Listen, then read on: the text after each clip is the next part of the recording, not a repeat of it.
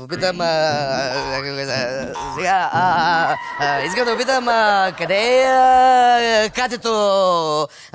Катето, защото искам така да й покажа нещо. Катето ми трябва. Говори, бай, Тошо! Дедо, ти ли си, бе? Защото не съм те чувал отдавна и...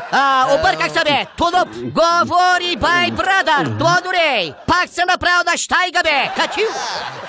Извинявам се предварително. Къде е тази, бе? Някаква валута беше, искам, иена ли беше, долара ли бе, къде е еврото, бе, да й покажа едно нещо? Кесара. Това, благодаря ви, бе, брата. Стига. Това беше една песен за Тошко, алкохола и още нещо. Стига, хайде. Значи, ето нещото, за което пееш в песента, за тебе пеят, бе. Ако искаш, ще го покажа. Стига, бе, Тошко! Ама това вече не е смешно, кака. Айде, моля да се, ела тук. Сега... Стига, говори си глупостите, ама не те да си показваш. Кака, това не е просто пичка, това е семейното съкровище. Его, най-малкият Тошко, на теб говоря, като ти говоря, че ме гледаш в очите. Къде ти няма ли им покажеш, нали, Катето си, нали? Не, кака, не, дей, мене не ме се качи. Стига, моля ти се, аз съм възрастна жена, кака. Моля се, стига, кака, айде. Ей, Тодоре, пияк безподобен! Дан си мислиш, че като си развиеш комунистическото ни достоинство, ще съблазниш Катето, бе, бастун! Сега предварително се извинявам се, леко, нали съм се надръкал, което е леко, искам да кажа, не издържам вече и ще го покажа. Кака, ти нормална ли си, бе? Ти ще кажеш, че не си виждала това нещо преди. Стига вече, бе, простак! Ето, ама ще те залее най-накрая, да знаеш. И ще ме изгонят. Ами трябват паричките, кака, стига. Айде, успокой се. Стига, кака. Ако аз те насиля, дали ще ме изгонят и мене, не мога да разбера. Само леко искам да се запознаете и дай, подай му ръка.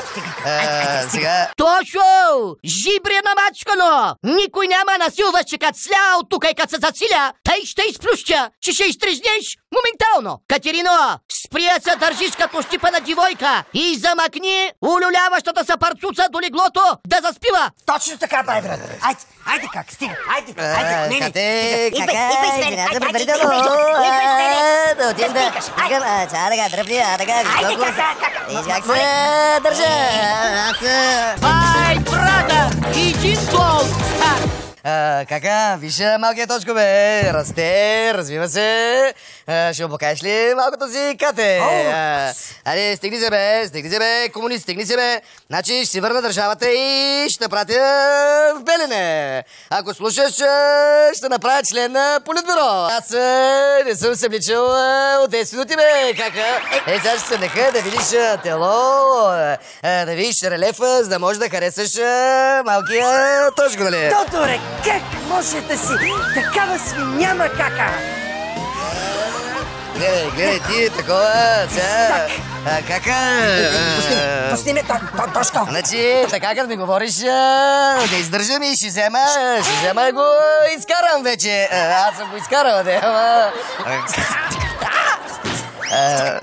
Не издържам. Тодорей, пишеман вилможда, да лягаш виднага. Ама казах виднага, че като сляза, тъй ще подрича, че повече няма да станеш. Да, само да питам, като ще си легам, клатето с мен ли ще? Няма ли да е за предредено? Стига! Престани вече! Бай, брате, не мога! Аз трябва да изляза от къщата! Не мога да издържа повече! Стой, простак! Аз съм възрастна жена! Абе, ти нормална ли си, бе? Сега на кой ще показвам аз... Как се каже ти, бе? Котито, не, Катито... Малкият Тошко, на кой да го показвам? Сега... Ще покажа на Бай Брадър. Искаш ли да ти го покажа малкия Тошко? Да видиш за какво става дума?